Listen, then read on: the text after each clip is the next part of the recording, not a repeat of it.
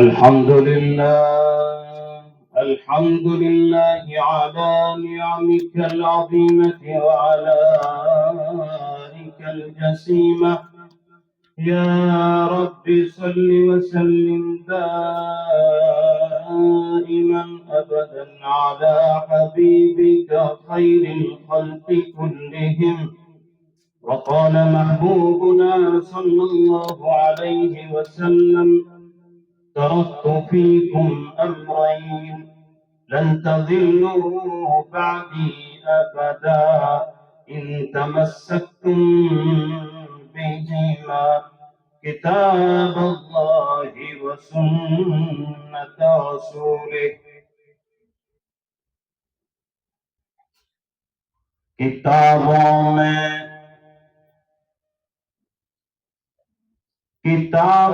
میں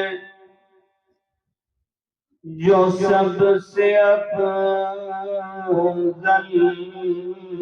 ہے، کتابوں میں جو سب سے افضل ہے اسے قرآن کہتے ہیں۔ کتابوں میں جو سب سے افضل ہے اسے قرآن کہتے ہیں۔ اسے جس نے اتارا ہے، اسے جس نے اتارا ہے، انہیں رحمان کہتے ہیں۔ کتابوں میں جو سب سے افضل ہے اسے قرآن کہتے ہیں۔ بسائے جس نے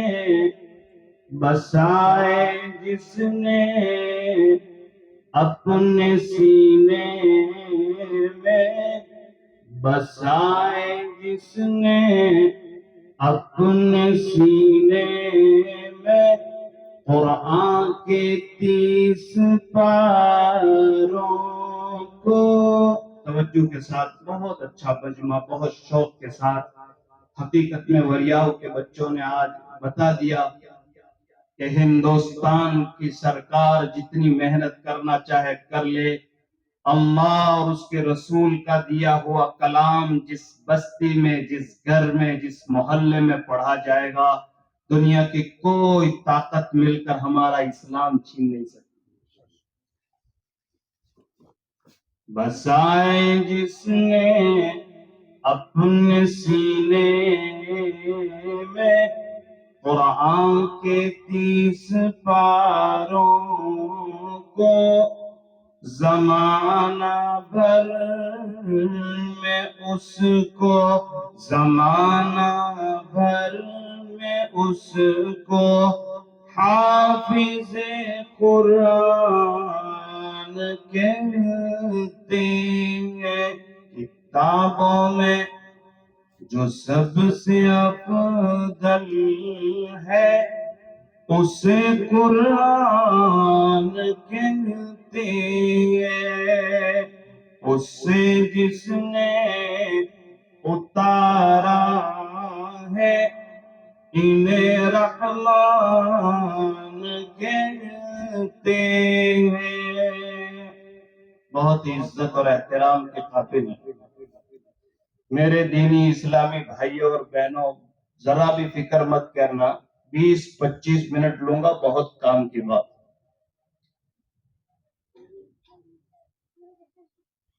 لمبے وقت سے ہمارے معصوم بچوں کے زبان سے ہم سن رہے تھے قرآن کس کو کہتے ہیں، نبی کس کو کہتے ہیں، جنت کس کو کہتے ہیں، اسلام کا مطلب کیا ہے۔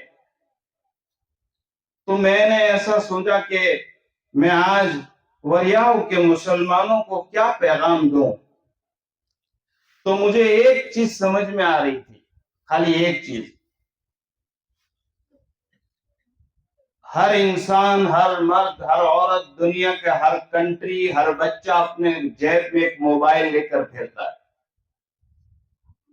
اس کو دنیا کے کسی کنٹری میں جانا ہو، دنیا کے کسی گاؤں میں جانا ہو، دنیا کے کسی گلی میں جانا ہو، اپنے موبائل پر انٹرنیٹ چالو کر کے میپ کے اندر ڈال دے گا کہ مجھے گجرات کے سورت کے وریاؤ کی جمعہ مسجد میں جانا ہے، تو آپ چائنا میں ہوں گے تب بھی وہ میپ آپ کو وریاؤ پہنچائے گا، لوکیشن پہنچا دے نا بھائی. ارے سنو میری بات بہت دھیان سے، دنیا کے جس کونے میں جانا ہو آپ کو لوکیشن بتا رہا ہے. لیکن میرے بھائیوں ایک بات بتاؤں، اگر تمہیں جنت کا لوکیشن ڈھونڈنا ہے، اگر تمہیں جاننا ہے کہ مرنے کے بعد جنت کس طرح ملے گی، تو اس کا لوکیشن دنیا کا کوئی موبائل نہیں بتا سکتا، وہ قرآن ہی بتا سکتا ہے. کیا ہے قرآن؟ قرآن کریم سے ہم پوچھتے ہو قرآن تو بتا تیرا نام کیا ہے، تو قرآن فرماتا ہے بل هو قرآن مجید، میرا نام قرآن مجید ہے. قرآن کریم سے ہم پوچھتے ہو قرآن تو بتا تو کس کی کتاب ہے، تیرا مالک کون ہے، تو قرآن فرماتا ہے تنزیل من رب العالمین، میں تو سارے جہانوں کے پروردگار اللہ کی کتابوں قرآن کریم سے ہم پوچھتے ہو قرآن تو بتا تو دنیا میں کس طریقے سے آیا، تو قرآن فرماتا ہے نزل به الروح الامین، مجھے تو اللہ نے سارے فرشتوں کے سردار جبرائیل کے ذریعے سے اتارا. او قرآن تو بتا تو دنیا میں کون سی ذات پر نازل ہوا، تو قرآن فرماتا ہے نزل علی محمد، مجھے تو اللہ نے سارے نبیوں کے سردار محمد رسول اللہ پر نازل کیا.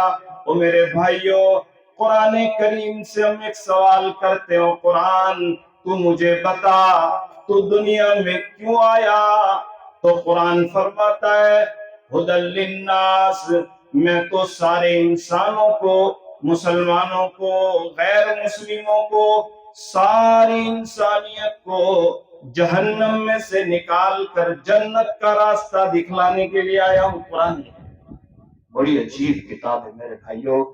ایک بات بتاؤں، ایک مرتبہ مشرکین مکہ مولانا حضور اکرم صلی اللہ علیہ وسلم کے پاس آ گئے، ہزاروں کی تعداد میں پورے جمع ہو گئے ہمارے نبی صلی اللہ علیہ وسلم کے مکان کے پاس رات کے وقت.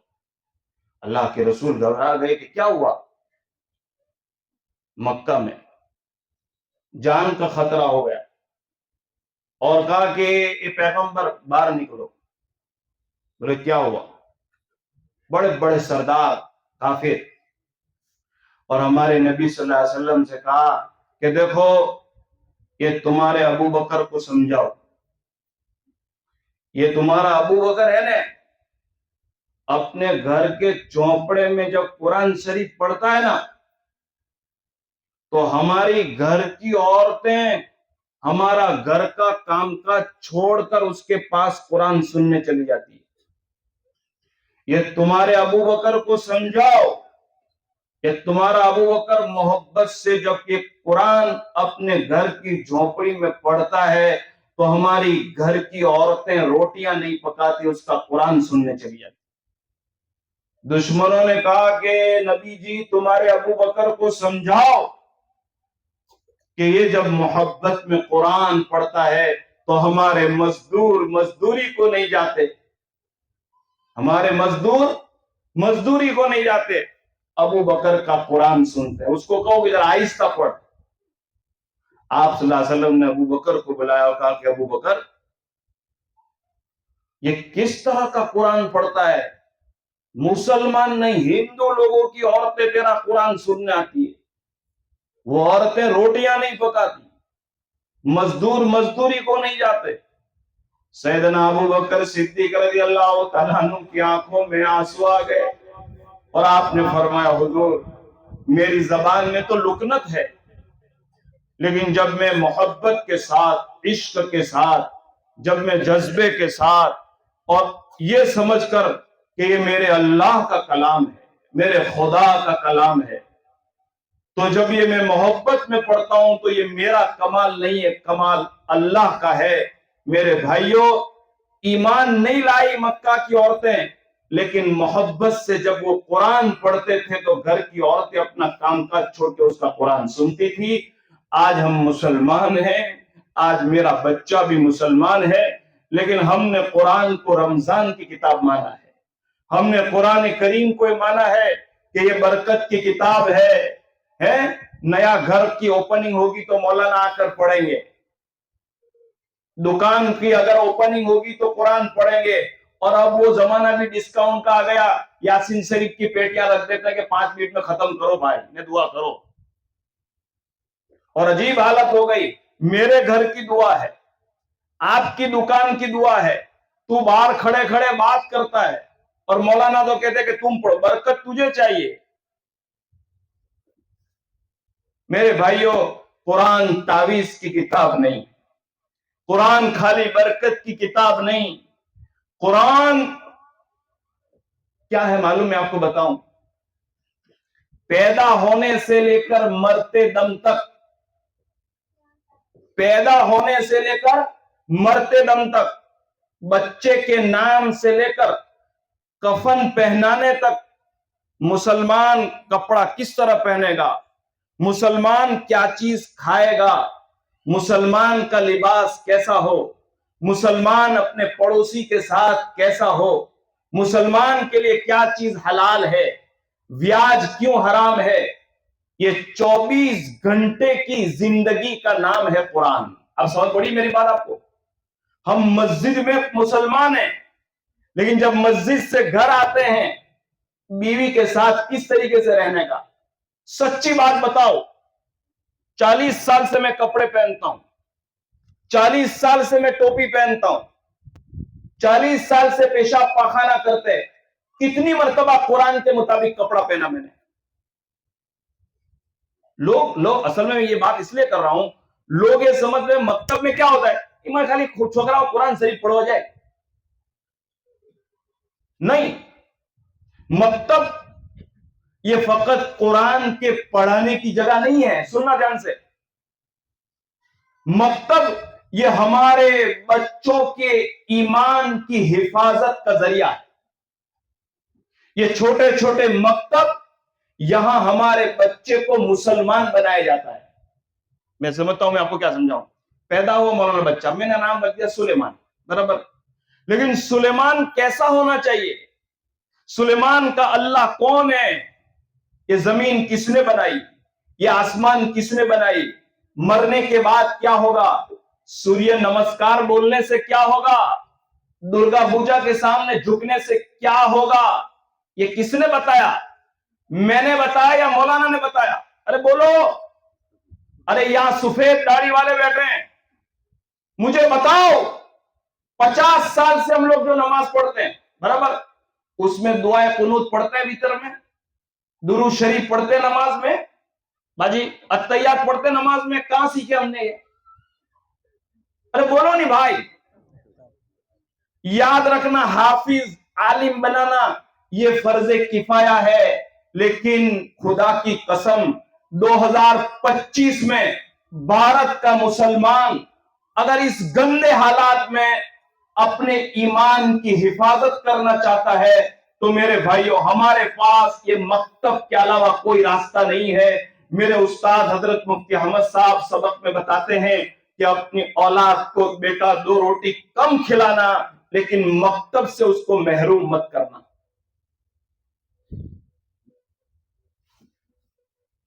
मैं आपको एक समझाऊं, इसलिए कि मकतब के जलसे में कोई इल्मी बात करनी नहीं होती है। अभी चंद सालों पहले मकतब के एक मदरसे में 8 साल का एक बच्चा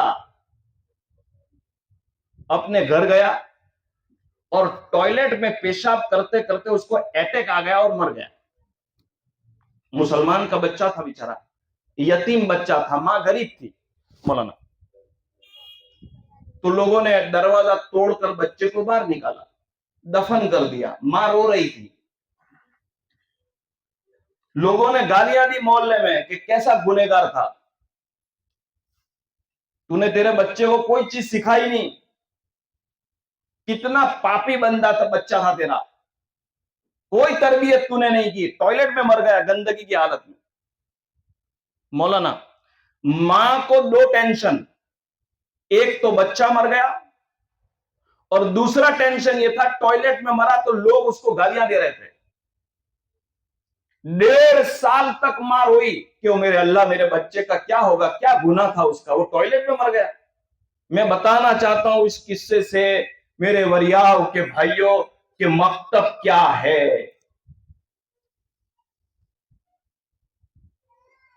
1.5 سال کے بعد 8 سال کا بچہ اس کی ماں کو خواب میں آتا ہے, اور ماں نے جب بچے کو دیکھا کہ میرا بیٹا ہے تو ماں نے کہا کہ وہ بیٹا میں تیرے کو 1.5 سال سے ڈھونڈتی ہوں, محلے والے مجھے گالیاں دیتے ہیں کہ تیرا بچہ ٹوائلٹ میں مر گیا, اس کو کوئی دعا نہیں آتی تھی, یہ تھا وہ تھا. وہ بچہ مجھے بتا کیا ہوا, تیرا قبر میں کیا ہوا, اللہ نے تیرے ساتھ کیا معاملہ کیا. تو اس بچے نے کہا کہ میری ماں, اللہ نے میری مغفرت کر دی. 8 سال کا بچہ ہے. فرمایا بیٹا ٹوائلٹ میں تو مرا نے گندگی کے اندر. فرمایا ہاں ہاں, وہ میری ماں جب میرا انتقال ہوا, جب میرے لوگوں نے مجھے غسل اور کفن دے کر قبر میں دفنا دیا تو اللہ تعالیٰ نے فرشتوں سے کہا میرے اس بندے کو میرے پاس حاضر کرو. اللہ تبارک و تعالیٰ نے فرشتوں سے پوچھا اس کی موت کس حالت میں ہوئی, تو فرمایا پیشاب کرتے کرتے گندگی کی حالت میں مر گیا.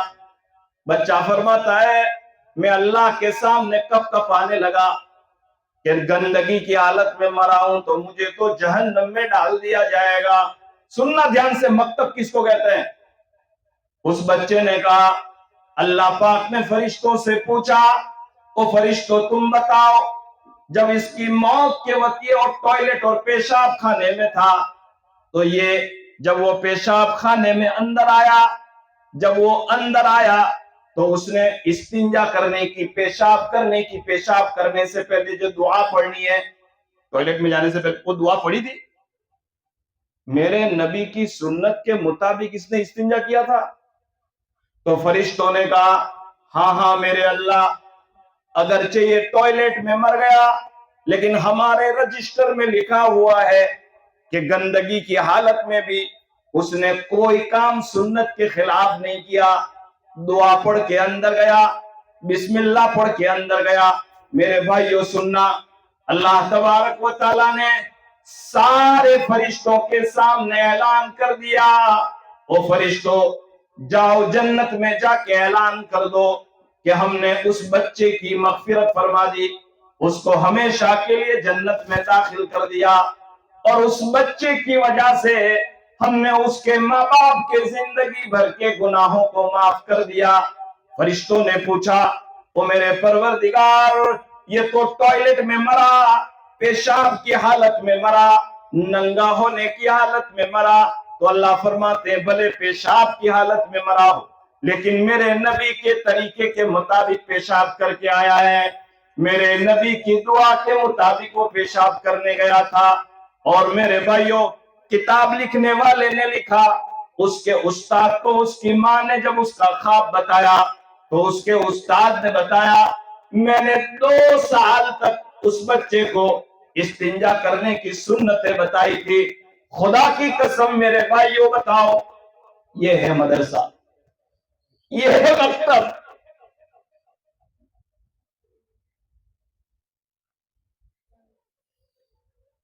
2 منٹ کام کی بات بتاؤں, سچی بات بتاؤں مولانا, آج میرا بچہ بھی مدرسے میں جاتا ہے, آپ کا اسکول بھی جاتا ہے.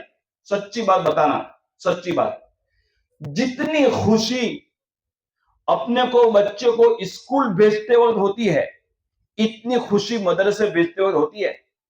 मतलब एक का सवाल है, सच्ची बात बताओ, आप लोगों का चेहरा बदल है, जलसा में आवेला છે तो स्कूल નું મોટું ફંક્શન હોય, બે ચાર બૈરાઈ નાચતા હોય,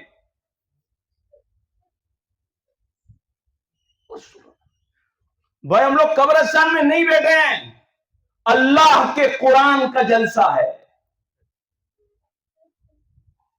क्या कुरान, क्या कुरान।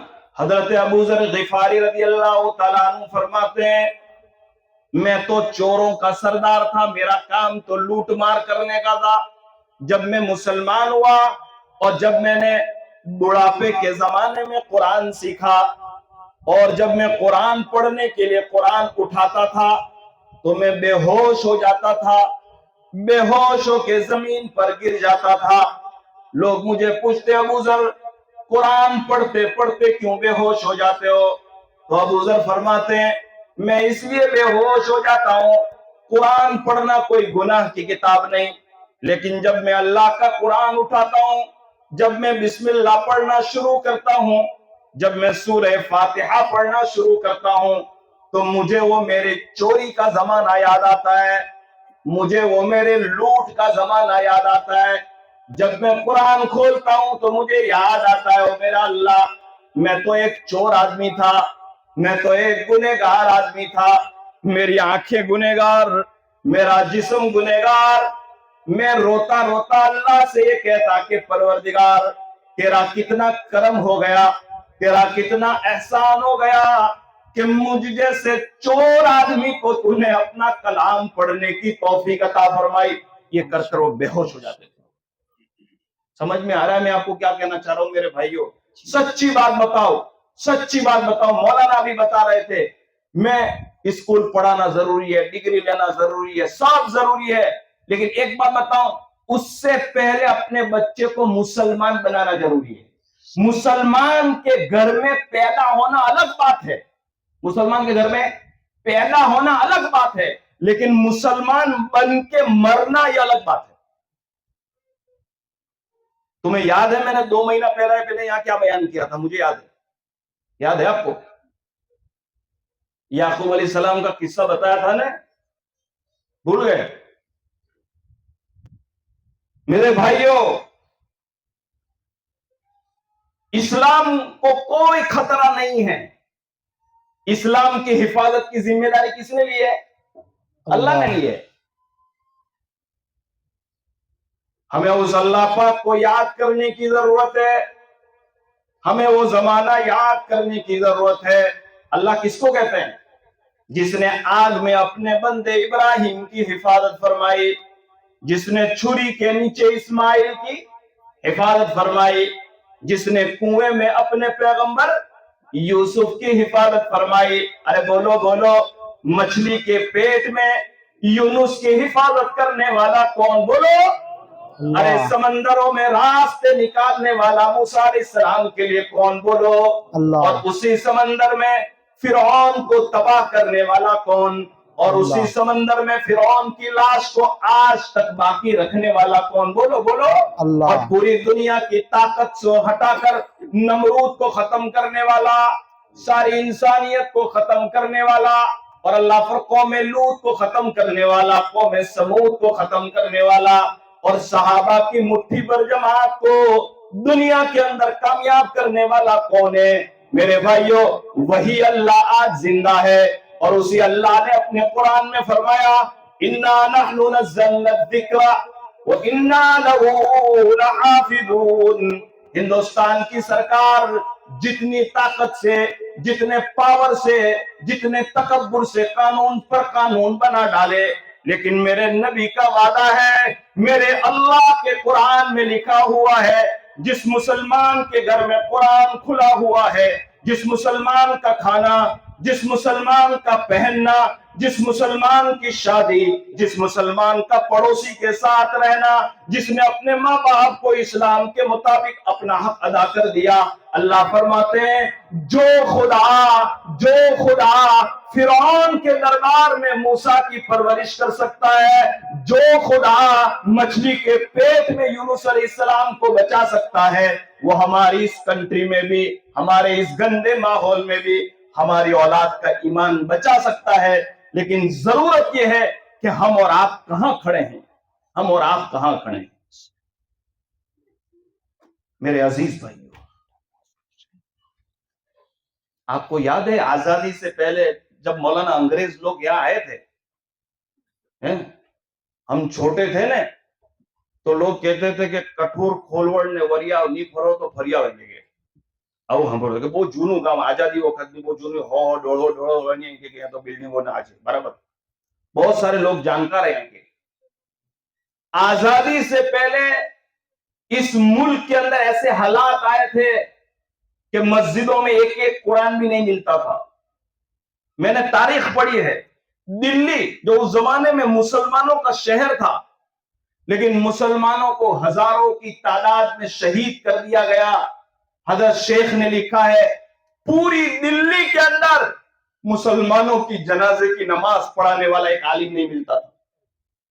ایسے حالات میں سننا دھیان سے، حاجی امداد اللہ مہاجر مکی رحمت اللہ علیہ پوری رات حضرت گنگوہی، حضرت نانوتوی، ہمارے اکابرین، ہمارے بزرگان دین مدینہ جا کر، مکہ جا کر روئے کہ اللہ ہندوستان میں مسلمانوں کا اب کیا ہوگا۔ یہ کب کی بات کر رہا ہوں؟ آزادی سے پہلے کی۔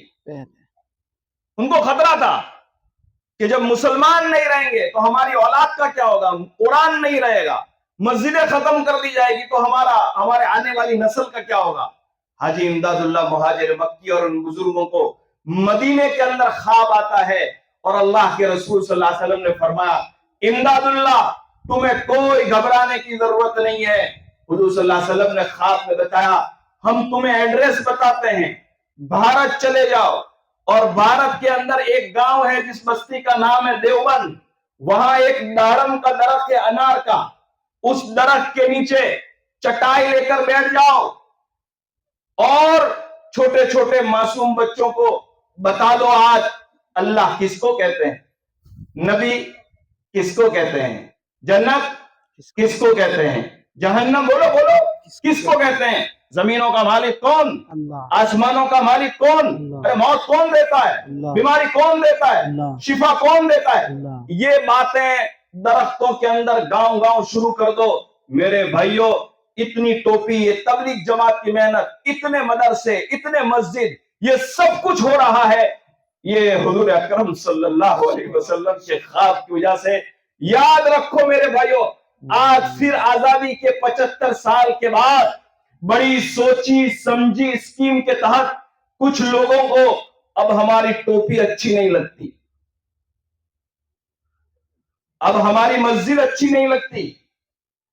سیکولر ملک ہونے کے باوجود ہم بغیر کسی ڈر اور خوف کے کہتے ہیں کہ ہماری ملک کا سنویدھان اور کانسٹیٹیوشن ہمیں اس بات کا حق دیتا ہے کہ ہم اس ملک میں، ہم اس بھارت ملک میں اسلام کے ساتھ رہیں گے اور ٹوپی کے ساتھ رہیں گے۔ ہم اس ملک کے وفادار ناگرک ہیں، ہم اپنے مذہب کے ساتھ کسی قسم کا کمپرومائز نہیں کریں گے۔ کسی میں ڈرنے کی ضرورت ہے، لیکن بات کرنے سے کام نہیں چلے گا۔ جب ہوا چلتی ہے تو بہت سو کو بہا کر لے جاتی ہے۔ میرے بھائیوں سچی بات بتاؤ، وقف کا قانون تو آج آ رہا ہے، یو سی سی کا قانون تو آج لانے کی کوشش ہو رہی ہے۔ 75 سال سے مولانا اسلامی وارثائی کے مطابق ہم عمل کر سکتے تھے کہ نہیں؟ ارے بولو نہیں یار، ارے اسلام کے طریقے پر ہم شادی کر سکتے تھے یا نہیں؟ اسلام کے طریقے پر ہم روزی کما سکتے تھے کہ نہیں؟ اللہ اسلام کے طریقے پر ہم نماز پڑھ سکتے تھے کہ نہیں؟ تو ہم نے تو پہلے سے اسلام چھوڑا ہے۔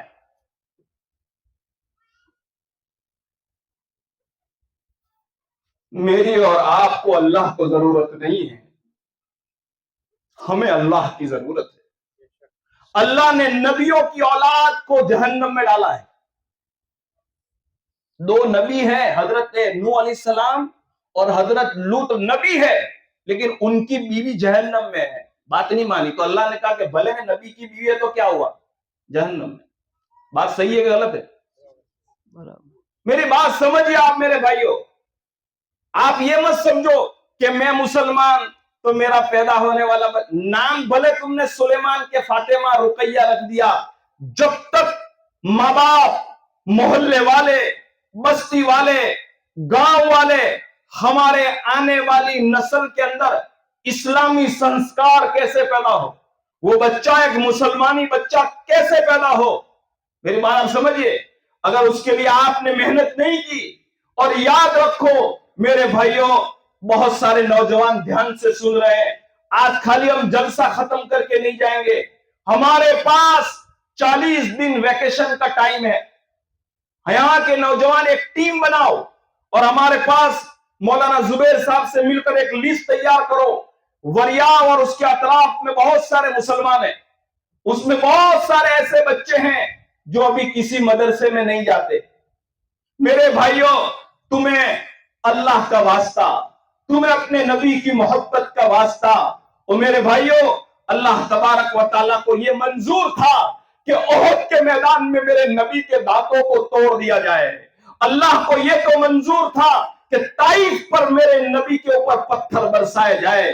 اللہ کو یہ تو منظور تھا کہ میرے نبی کے نواسے حسین کے ٹکڑے کر دیے جائے، لیکن اللہ کو یہ منظور نہیں تھا کہ اس دھرتی سے اسلام کو ختم کر دیا جائے۔ اگر میں نے سنا کہ یہ مدرسہ 100 سال سے چل رہا ہے، کتنا اخلاص ہوگا۔ وریاو کے وہ بزرگان دین، وریاو کے وہ ہمارے پروج، وہ ہمارے باپ دادا جو بنا کے وہ چلے گئے۔ میرے بھائیوں، ہم لوگ مولانا دیہاتوں میں جاتے ہیں، بہار، بنگال، اڑیسہ، تمل ناڈو، آج وہاں پر وہ لوگ بھیک مانگ رہے ہیں کہ ایک مکتب ہمارے یہاں چالو کر دو، ایک مکتب چالو کر دو مولانا، لیکن پیسہ نہیں ہے، بلڈنگ نہیں ہے، اسباب نہیں ہے، اس لیے اب ان کو معلوم ہو رہا ہے کہ اب جو ہے سرکار اب ہمیں یہ کہہ رہی ہے کہ ٹوپی غلط ہے، یہ اسلامی چہرہ غلط ہے، یہ اسلام کا نام ہمیں پسند نہیں ہے۔ میرے بھائیوں، جیسے مولانا بتلا رہے تھے، 2024 کے بعد اسکول میں نیو ایجوکیشن پالیسی آ گئی ہے۔ پہلے جب ہم اسکول میں پڑھتے تھے نا، پریاورن، سماج ودیا، گणित، یہ سب ہوتا تھا۔ اب اس کے ساتھ ساتھ ہماری اولاد سے اسلام کو کیسے چھین لیا جائے، اسے اللہ سے کیسے دور کر دیا جائے، اس کے دماغ کے اندر ایسے سوالات پیدا کر دیے۔ چند بچوں نے ابھی ہم سے سوال کیا کہ قاری صاحب اللہ کہاں ہے، اللہ کہاں ہے؟ میرے بھائیوں، ایسی چھوٹی چھوٹی باتیں۔ انیس بھائی ایک مثال دیتا ہوں میں، جلسہ آپ کو میری بات سمجھ میں آ جائے گی کہ مکتب کیا ہے۔ ہمارے کٹھور میں آمبولی ہے، اس میں ایک مکتب چل رہا ہے، وہاں ایک بھائی بڑی نوکری کر رہے ہیں، مولانا انجینئر، ریلوے میں انجینئر ہے۔ رمضان کے اندر وہ اپنی بچی کو اسکول لینے گئے، انٹرنیشنل اسکول میں پڑھ رہی بچی، 1.5 لاکھ روپیہ اس کی وارشک فی ہے، 7 سال کی عمر ہے بچی کی، مولانا 7واں روزہ تھا، وہ بچی کو لینے گئے، سب کا روزہ تھا۔ جب گیٹ کے پاس بچی آئی تو اس نے کہا کہ ابا میرے کو بھوک بہت لگی ہے، تو اس کے ابا نے کہا کہ بیٹا میرا بھی روزہ، تیری امی کا بھی روزہ ہے، چل میں تیرے کو لاری پر سے کہیں ناشتہ کروا دیتا ہوں۔ مولانا ناشتہ کرانے کے لیے پانی پوری کی لاری پر لے گیا باپ۔ یہ میں کوئی آپ کو ادھر ادھر کا 50 سال پہلے کا قصہ نہیں سنا رہا ہوں، یہ رمضان کا قصہ ہے۔ اب وہ پانی پوری والا پانی پوری بنا رہا تھا اور باپ جو ہے موبائل پر بات کر رہا تھا۔ اچانک باپ کی نظر پڑی اس کی بیٹی پر، مولانا تو پانی پوری والا پانی پوری بنا رہا ہے اور اس کی بیٹی وہ لاری کے اوپر ایک مورتی رکھی ہوئی تھی، ایک دیوی رکھی ہوئی تھی، اور وہ مسلمان کی بیٹی رمضان کے مہینے میں اس دیوی کے سامنے ہاتھ جوڑ کر ایسے نمن کر رہی تھی۔ اس کے باپ نے دیکھا تو موبائل گر گیا، وہ بیچارہ ایک دم روزے کی حالت میں نیچے بیٹھ گیا، اور جیسے ویسے اس نے بچی کو کھینچا اور اپنی 4 وہیل میں بٹھایا کہ ابا کیا ہوا؟ ارے بیٹا تو یہ کیا کر رہی تھی؟ کہا کہ کچھ نہیں۔ ارے پانی پوری کی لاری پر یہ کیا کر رہی تھی تو نمن کر کے، دو ہاتھ کر کے؟ تو اس نے کہا کہ ابا وہ اصل میں پانی پوری والا لاری بنا رہا تھا. اس کی دکان پر ایک اسٹیچو، ایک مورتی رکھی ہوئی تھی. تو میں اس کو ہاتھ، اس سے کیا ہوگا؟ فرمایا ابا جس اسکول میں آپ مجھے بھیجتے ہیں وہ ٹیچر، وہ ہماری میڈم ہمیں روزانہ شکشا دیوی کے سامنے اسی طرح نمن کرواتی ہے. میری بات نہیں سمجھا؟ آپ لوگ کو کیا کہنا چاہ رہا ہوں. مغرب میں وہ ہم سے ملا تو ہم نے کہا کہ ہم پہلے سے آپ سے کہہ رہے تھے کہ پہلے اس کو مدرسہ بھیجو، یا ہم اس کو بتائیں گے کہ بیٹا اللہ کس کو کہتے ہیں، علم دینے والا کون ہے، یہ پیشانی کس کے سامنے جھکے گی، روزی کون دیتا ہے، مالک کون ہے ہمارا. میرے بھائیوں، اس نے کہا کہ میرے 1.5 لاکھ روپے جائے تو جائے، کل سے میں اپنی بیٹی کو اسکول میں نہیں بھیج سکتا. اور میرے بھائیوں، بچوں کو پڑھانا بھی ضروری ہے. آج کل فرض ہے ہمارے بچوں کے اوپر مدرسوں اور مکتبوں کے اندر بھیجنا. ورنہ یاد رکھو میرے بھائیوں، مولانا علی میاں ندوی رحمت اللہ علیہ کہتے تھے، او بھارت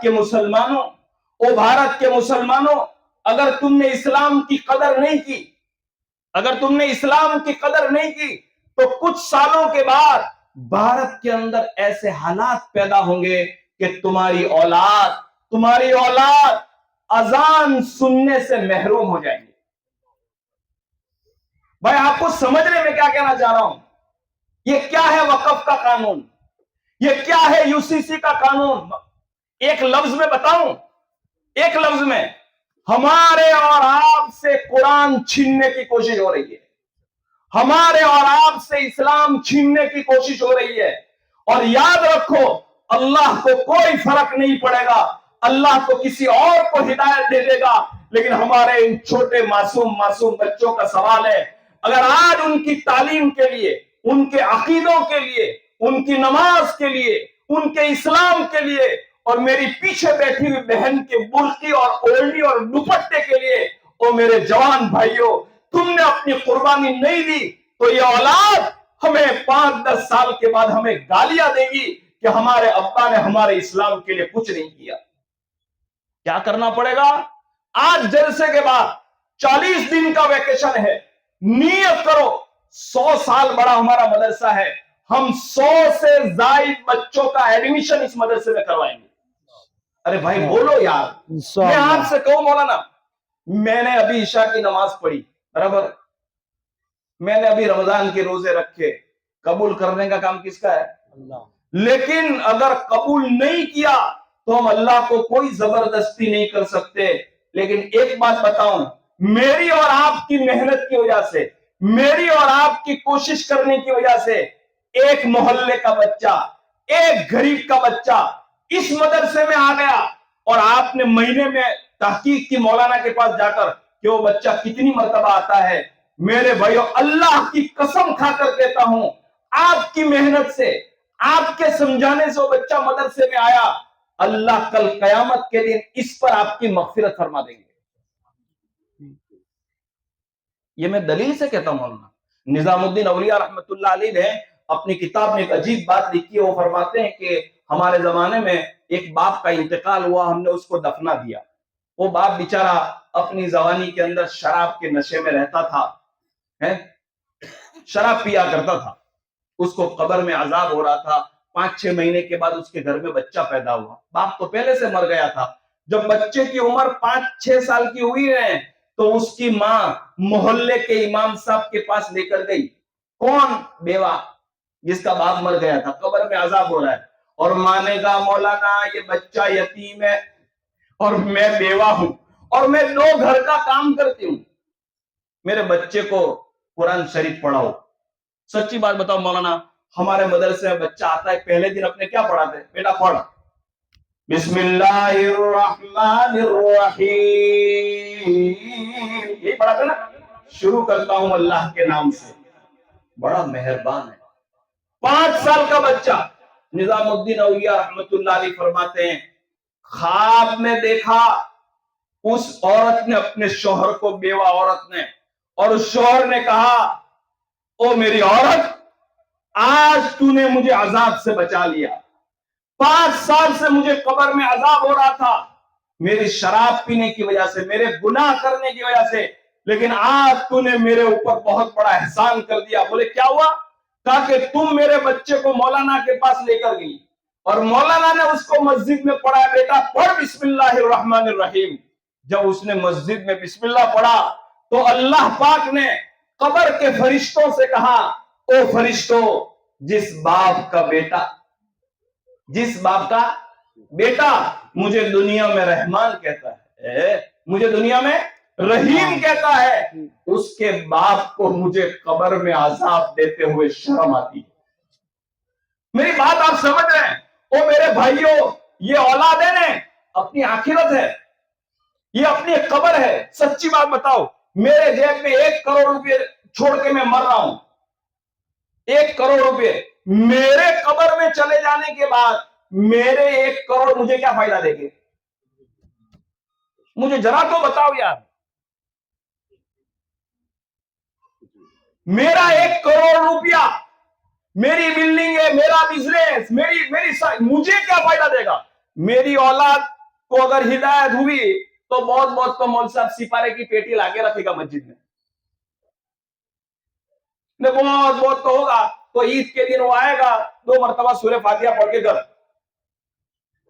بھائی میری بات نہیں سمجھ رہے, میں آپ کو کیا کہنا چاہ رہا ہوں؟ جو ہم اپنے دادا کے ساتھ کرتے وہ ہماری اولاد ہمارے ساتھ کرے گی, برابر.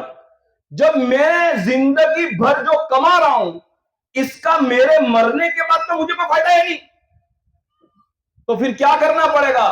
او میرے بھائی, آؤ آج اس جلسے سے ارادہ کریں کہ ہم کچھ ایسا کام کر کے جائیں کہ ہمارے مرنے کے بعد ہماری اولاد وہ کام کرے. سچی بات بتاؤ, یہ بچے جو آج آ کر بتا رہے تھے شادی کس طرح کرنے کی, اللہ کس کو کہتے ہیں, درود شریف کس کو کہتے ہیں, یوں فرمایا کہ اگر ہم نے ان اولاد کو اسلام بتا دیا تو ہمارے مرنے کے بعد بھی یہ اولاد ہماری قبر کے اندر راحت کا ذریعہ ہے.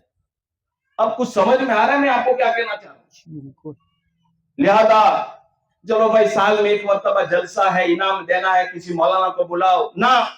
میں بہت خوشی سے, میں یہاں ہمارے اکابرین علماء جمع ہیں, میں ان کی دعاؤں کے صدقے میں آپ سے کہتا ہوں کہ ماشاءاللہ سہیل بھائی جس فکر کے ساتھ میں دیکھتا ہوں, ہم لوگ روزانہ جلسوں میں جا رہے ہیں, ابھی یہاں جا رہے ہیں, وہاں جا رہے ہیں, یہ انعام وہ انعام, ان کو یہ فکر ہے کہ بھئی نہیں ہمارے وریاں کا ایک بچہ اس مدرسے سے فائدہ اٹھائے. میرے بھائیوں یہ ہمارا ایمان ہے, یہ ہمارا اسلام ہے. آؤ میرے بھائیوں ہم سب مل کر نیت کرتے ہیں کہ انشاءاللہ ہم اس مدرسے کو کسی حال میں خالی نہیں چھوڑیں گے. ایک بات. دوسری بات, 5 منٹ میں دعا کر دیتا ہوں. پورے 12 مہینے کا خلاصہ, اب کل سے مدرسے میں چھٹی ہوگی نا, ویکیشن, برابر. ایک بات بتاؤں, پورا سال روزانہ 2 گھنٹے یا 3 گھنٹے مدرسے میں ہمارا بچہ کیا پڑھا, اس نے کیا سیکھا, تم کو خبر ہے؟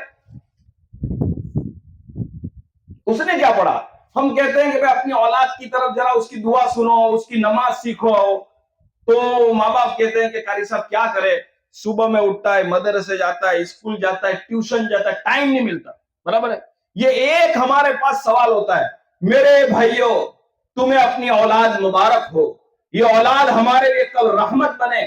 اس لیے میں آپ سے, میری مائیں تھوڑی دیر کے لیے ذرا توجہ کے ساتھ سننا, یہ ہماری اولاد کو یہ 40 دن میں روزانہ آپ 1 گھنٹہ دو.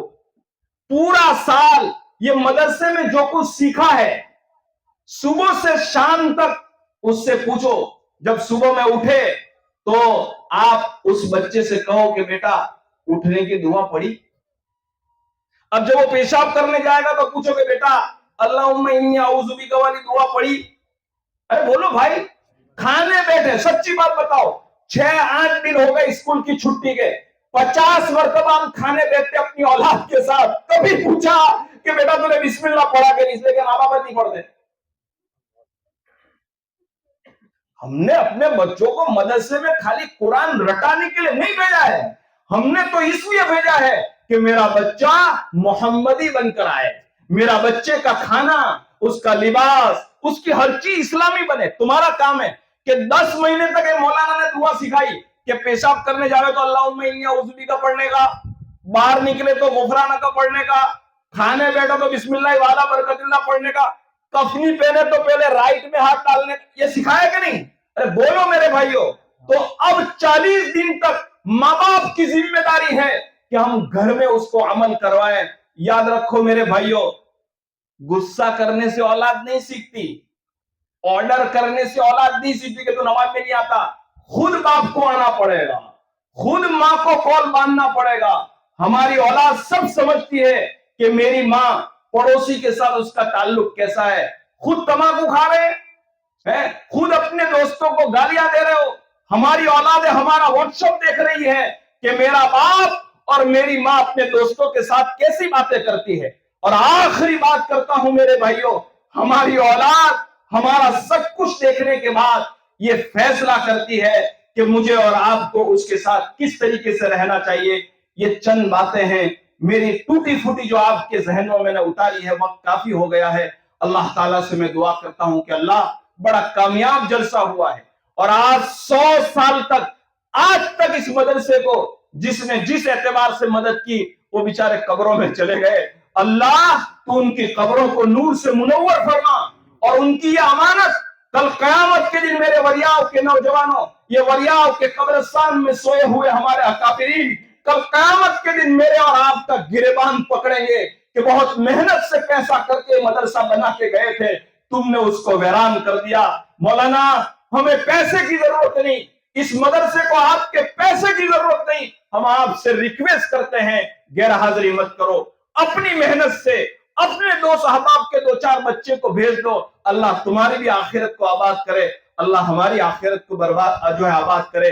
یہ چند ٹوٹی پھوٹی باتیں مجھ گنہگار کی زبان سے کہی گئی تھی، اللہ ہم تمام کی اولادوں کی خوب حفاظت فرمائے، اور بقیہ جو بات کہی گئی عمل کی توفیق عطا فرمائے۔ درود شریف پڑھ لے، دعا کر لیتے ہیں۔ بسم اللہ الرحمن الرحیم، اللہم صلی وسلم وبارک علی سیدنا و نبینا و مولانا محمد وبارک وسلم۔ اے پیارے اللہ، آپ ہمارے خدا ہیں، آپ ہمارے رب ہیں، آپ ہمارے مالک ہیں، آپ ہمارے رازق ہیں۔ اے اللہ، ہم ایمان لاتے ہیں کہ آسمانوں کا مالک آپ ہیں، زمینوں کے مالک آپ ہیں۔ اے اللہ، سورج کو آپ نے بنایا، ستاروں کو آپ نے بنایا، زندگی دینے والا آپ ہیں، موت دینے والے آپ ہیں۔ اے اللہ، کون سی زبان سے میں آپ کا شکریہ ادا کروں؟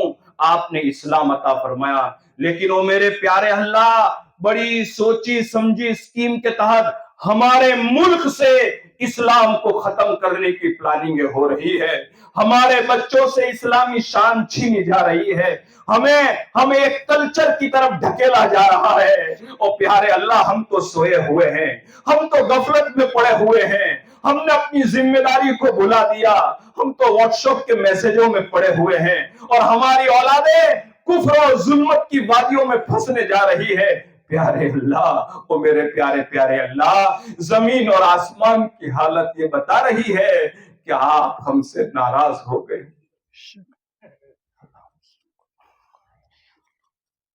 پیارے اللہ، پیارے اللہ، پیارے اللہ، پیارے اللہ، یہ صحابہ کا دین ہے، یہ ہمارے نبی صلی اللہ علیہ وسلم کی محنت کا دین ہے۔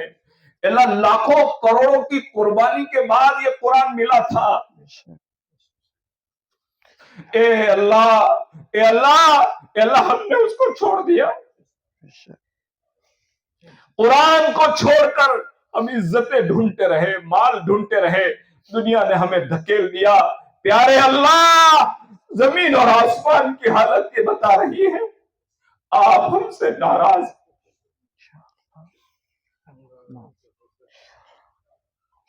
میرے مولا، تجھے معصوم بچوں کا واسطہ، تجھے اپنے نبی کی محبت کا واسطہ، تجھے اپنے صحابہ کی قربانی کا واسطہ، پیارے اللہ، محبت کی نظر سے ہمیں ایک مرتبہ دیکھ لے۔ اے اللہ، صبح کا بھلا ہوا اگر شام کو گھر آ جائے اسے بھلا ہوا نہیں کہتے ہیں۔ اے اللہ، ہم اپنی اولاد کی طرف دھیان دیں گے۔ اے اللہ، ہمیں ان کے ایمان اور اسلام کی فکر کریں گے۔ اس مدرسے کو اور دنیا میں جتنے مدرسے ہیں، ہم سے جو ہو کے سکے گا اس کو آگے بڑھانے کی اے اللہ ہم پوری محنت کریں گے۔ اے اللہ، حضور اکرم صلی اللہ علیہ وسلم کا امتی دنیا کے جس کونے میں ہے اس کے جان و مال کی، اس کی عزت اور آبرو کی، ان کے گھر والوں کی، ان کے ایمان اور اعمال کی پوری حفاظت فرما۔ پیارے اللہ، بہت سارے لوگ بیمار ہیں، بڑی بڑی بیماریوں میں مبتلا ہیں۔ اے اللہ ساروں کی نظر آپ پر پڑی ہوئی ہے۔ آپ کن فیکن کے مالک ہیں، آپ سب کچھ کے بغیر سب کچھ کر سکتے ہیں۔ اے اللہ، شفاء کاملہ عاجلہ مستمر عطا فرما۔ اس بستی پر اپنی خصوصی رحمتیں نازل فرما۔ اس مدرسے کو جس اعتبار سے جو بھائی جس محبت سے دیکھتے ہیں، اے اللہ انہیں دنیا اور آخرت میں بہترین بدلہ عطا فرما۔ وریاؤ کے نوجوانوں میں آپس میں خوب محبت عطا فرما۔ اے اللہ، یہ اکابرین کی جگہ ہے، یہ بزرگوں کی جگہ ہے، یہ بزرگوں کی امانت ہے، اس کو ہمیں سنبھالنے کی توفیق عطا فرما۔ پیارے اللہ، میں نے اپنی گنہگار زبان سے مانگا ہے، تو اپنی شایان شان پیارے حبیب صلی اللہ علیہ وسلم کے صدقے اور طفیل میں قبول فرما۔ جزا اللہ عنا نبینا محمد صلی اللہ علیہ وسلم برحمتک یا